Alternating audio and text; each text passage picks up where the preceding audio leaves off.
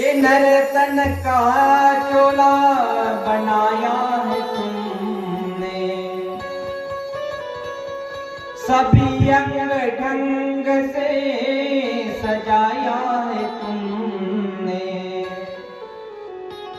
तुम्ही मेरी नजरे प्रभु जी, नजारा तुम्ही हो, मेरी जिंदगी का सहारा तुम्ही। असं ऐकलं महादेवाने डोळे उघडले, महापार्वतीला जवळ घेतला, चर्चा झाली, गुहेमध्ये गेले, विहार क्रीडेमधून काही वर्ष त्याच्यामध्ये राहिले, आनंद घेतला जीवनाचा आणि चर्चा करत असताना भगवंताच्या लीलात्मक वृत्तीतून वीर्य पडलं त्या नदीमध्ये।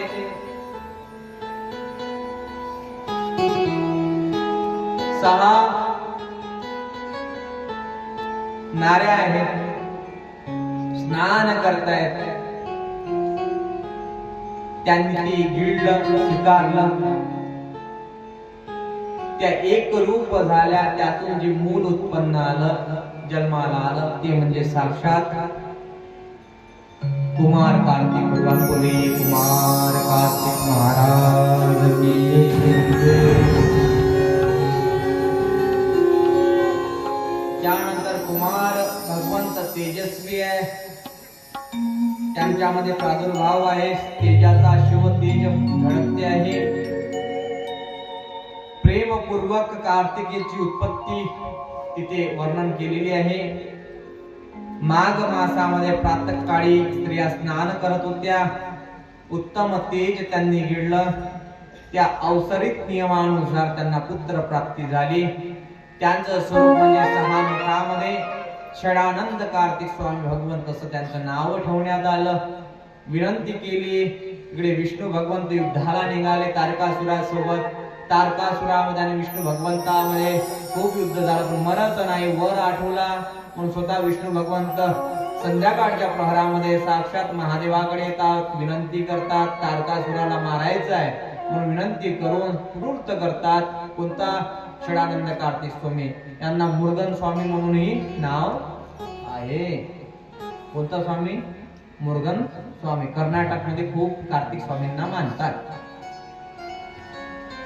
त्यानंतर तारकासुरामध्ये आणि कार्तिक स्वामीमध्ये भयानक युद्ध झालं। युद्धामधून फलच निष्पत्ती अशी झाली की तारकासुर मरण पावला। पंढरीनाथ भगवान की जय। पाहता पाहता तारकासुरानंतर भगवंताला 5 मुली झाल्या।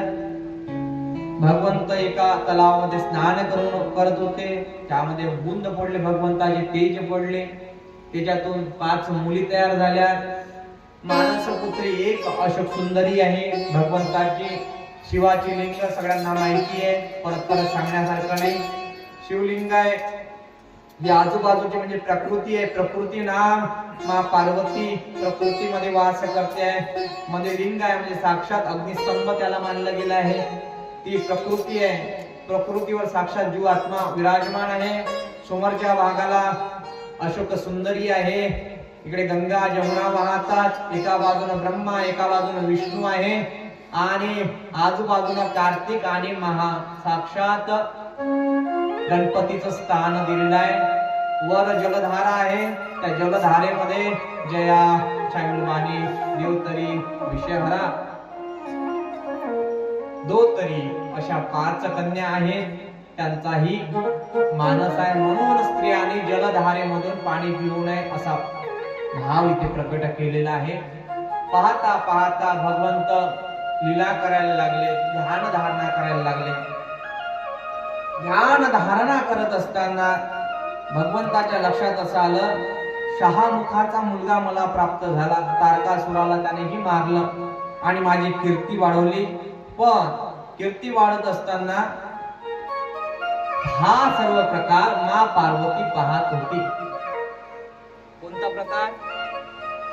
ही चर्चा ऐकत होते. पण तेव्हा त्या क्षणाला भगवंताचे सर्व गण होऊन राहिले. म्हणतात माझाही गण मला पाहिजे. या भावानं मळापासून जो गणपती तयार करण्यात आला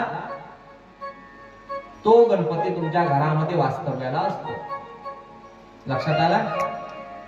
तो सुख करणारा आहे, तो दुःख हरता आहे, तो गणपती आहे मळापासून. ज्यानं महादेवासोबतही युद्ध केलं. कोणासाठी? आपल्या आईसाठी. मळापासून त्याची निर्मिती झाली. बर. लक्ष्मी सरस्वती मेना सावित्री सर्व योषिता, ज्याच्या चरण कमलादळी ज्या नांदतात ती गणपती बाप्पा. मुलांनो, पार्वती हुशार आहे हो तुमचे लेकर. असा गणपती देवीनं तयार केला. कोणाला? मा पार्वतीनं. त्याला सांगितलं मी स्नान करायला चालली आहे. 2 मैत्रिणी दिल्या सोबत. त्या मैत्रिणीला सांगतात वीर्यसो शक्ता शोंदो. महाराज म्हणायला लागले वीर्यापासून तयार झाला नाही, मानसा मलापासून तयार झाला. लक्षात आलं का? याचा अर्थ एक, जोपर्यंत तुमच्या मनावरचा मळ निघत नाही तोपर्यंत गणपती तुमच्यामध्ये विराजमान होऊ शकत. मळ निघाला पाहिजे. मळ